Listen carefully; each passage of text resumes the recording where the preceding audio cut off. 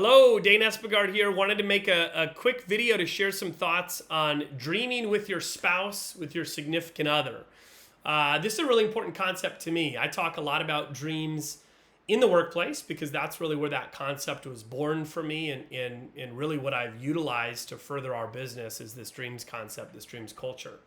And when I started with the dreams concept in 2012, 2013, I actually started with Brookelynn. And what I mean by that is we really dove in and said, hey, we're gonna be the example of this, and we're gonna do this together. And so it added a really interesting element to our relationship for that first year. And I would even say is one of the things that has allowed us to both be focused on growth on a continual basis. I believe that progress is happiness. I think the best progress is progressing with your partner. I'm aware of plenty of relationships where one partner has grown and the other one hasn't, and kind of the strain that can put on a relationship. And my wife and I are wired differently when it comes to a lot of things, but the dreams concept gives us kind of that equal language, if you will, to bring in consistency, whether it's her world or my world, both being focused on that personal growth, personal development aspect. And so, when I think about dreaming with your spouse, I think there's a lot of benefits to this. I think what it naturally does is it changes the conversation from right now to be more long term. So there's always this, what's next portion of the relationship. And you know what it's like. You know what it's like to have a trip or something in the calendar and that anticipation of it and how great that is. Imagine your relationship and how great it would be if there was always something, 3 months, 6 months down the line that you and your partner were working towards as a couple. I think that it also keeps the conversation on working on me. And what I mean by that is as the individual. And so if I'm focused on myself accomplishing my own dreams, I'm really focused on my personal growth and me becoming a better, bigger version of myself. What that does is my wife then can support, and I can support her in her, best version, pursuit of best version of herself, not because it serves me, but because it serves her in her pursuit of her dreams as well. It also keeps things fresh.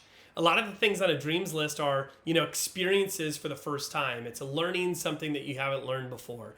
And doing that with a partner just brings a really exciting element to it. And it also keeps the relationship fresh because you're doing different things together that maybe you haven't done. It makes it easier to not fall into the monotony of over and over and over again, same stuff. It also lets the other person in. I think when Brookelynn and I went down that path of sharing our dreams, I can remember the very first time that we ever did our own, dreams retreat, if you will. We did it on New Year's Eve, and we were planning out the next year. And it was so great because we brought our dreams list to each other, huge lists, and we shared every single category. And then we went through together and said, what do we think we can get done this next year in 2013?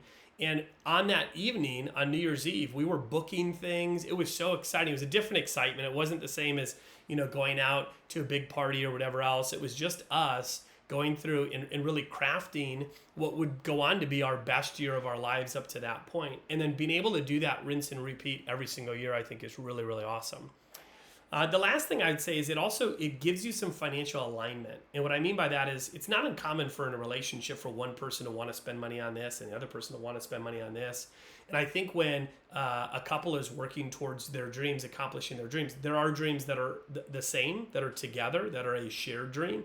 There are also individual things. And I know for me personally, it's added a different understanding to our financial discussions when we know that it's on our dreams list of, hey, we got to figure out how to make that work. We've got to figure out when the right time is for that. But that's really important to my partner or to me. And it's been really, really great to see that dynamic form. This journey with pursuing your dreams with your partner allows you to go deeper, but also together. And I think that's really important. I believe dreaming together keeps a marriage growing together. And, most of the stuff that I do around dreams has to do with businesses. And so I get asked a lot the question of like, well, how do I make a dreams list? If my business doesn't do it, or if, I'm not, working with you, how do I make my own dreams list? There's a lot of different ways to do it. But one of the things that we're going to do, if you, choose to stay connected with me on my website, you can join the list on there to stay in communication at daneespegard.com. And what we're going to be doing is a free event actually right after the book launch. The book comes out late September on the Dream Machine. And in that, anybody who purchases the book during that time is going to get a ticket to a free Dreams workshop, basically on a Saturday, a few weeks after launch. And you can bring your spouse, your significant other to that, and we'll have a lot of fun. And you can create that initial list and then have some ideas of where to take your relationship from there. So thanks for listening. Have a great rest of your day. Talk to you soon.